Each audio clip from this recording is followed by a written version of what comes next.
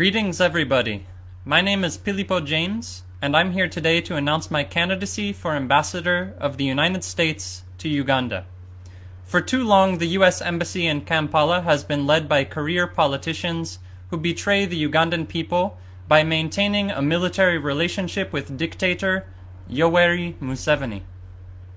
The U.S. offers hundreds of millions of dollars in support every year to Uganda's police, military, and other armed forces. This support has been used to suppress peaceful protest and abuse Ugandans and U.S. citizens residing in Uganda, including me. This does not benefit any Ugandan or any American taxpayer. I am running for Ambassador of the United States to Uganda because humanity must put an end to white supremacy. And as a white person, I recognize my responsibility in participating in this journey. My first action in office will be to defund the police and military. I will freeze all budgets to Mr. Museveni's UPDF and to the Uganda police force. If New York and Los Angeles are cutting hundreds of millions of dollars to police budgets, why shouldn't we discontinue our funding to Uganda's armed forces, which are similarly used by the state to brutalize the population? Under my administration, Mr. Museveni and his accomplices who abuse human rights will be banned from traveling to the United States. I encourage ambassadors of other nations to issue a similar blacklist in solidarity with Black Lives Matter. Previous ambassadors have maintained a de facto back-scratching relationship with Mr. Museveni. They have offered equipment, training, and financial support to his armed forces as long as he helps carry out their imperialistic business for private U.S. companies and multinational non-African corporations.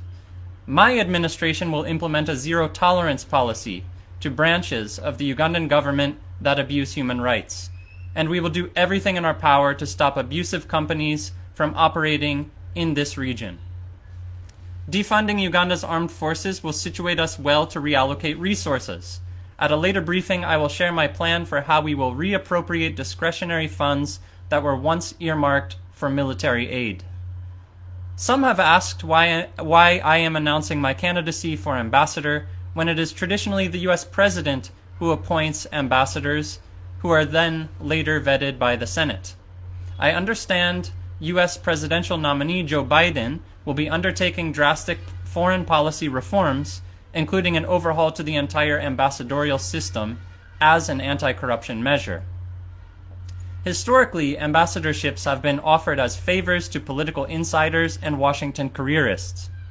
As past administrations in Uganda have proven, the only qualification used to determine candidates is a knack for watered-down diplomatic lip service. Under Biden's reforms, ambassadors will be elected every 4 years by citizens of their host countries. U.S. citizens residing in those countries for more than 3 months will also be able to vote and run for ambassador. Biden's administration will finance these elections through a slash to ambassador salaries and multi-billion-dollar cuts to the Department of Defense, which Biden has recently deemed counterproductive to human survival.